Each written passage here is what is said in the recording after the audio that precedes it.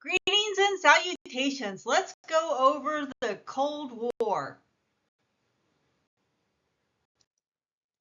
Right after World War II, another immediate conflict began between the United States and the Soviet Union. This conflict was called the Cold War. According to my son, you will learn more about the Cold War by playing Call of Duty than you will from this PowerPoint. Ha! During World War II, it is true that the United States and Soviet Union had fought on the same side, even though their relationship was strained.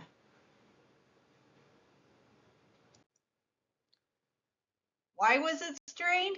Americans were concerned about communism, and the Soviet Union thought the United States could have joined World War II sooner so that fewer Russian soldiers would have died.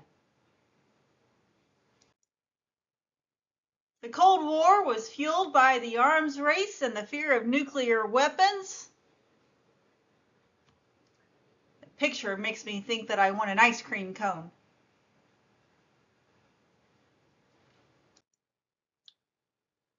Russians were trying to gain control of countries in Eastern Europe, thus the United States was concerned about the spread of communism.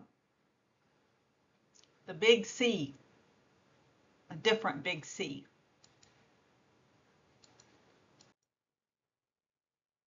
Allies became split into two camps, pro-capitalism and pro-communism. The United States wanted to prevent Russian expansionism and decided to fight wars outside its territory on behalf of other countries. Let that marinate for a while. Meanwhile, there were two proxy wars, Korean and Vietnam. The aim of both wars was to stop the spread of communism. Many Americans were also worried communism might spread and threaten democracy in the United States. You can't have capitalism without democracy, and you can't have democracy without capitalism. Or can you? What do you think?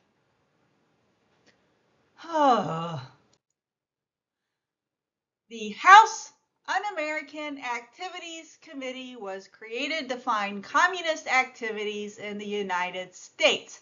I challenge you to find another name for a committee that is just as interesting as this one.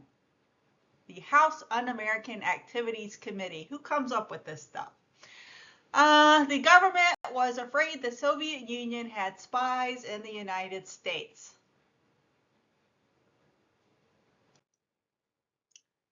The committee brought the Cold War home in the United States by doing a series of hearings. They wanted to show that communist subversion existed in the United States.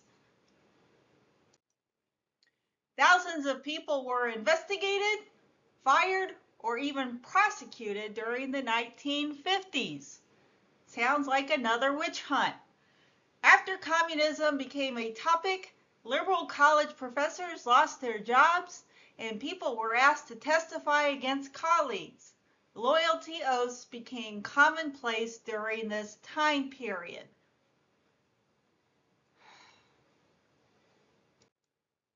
Three events heralded the end of the Cold War: the fall of Berlin, the reunification of Germany, and the dissolution of the Soviet Union.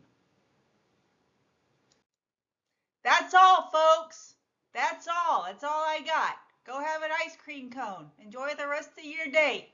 Text me your message if you have any follow-up comments. I'm sure you do. Toodles.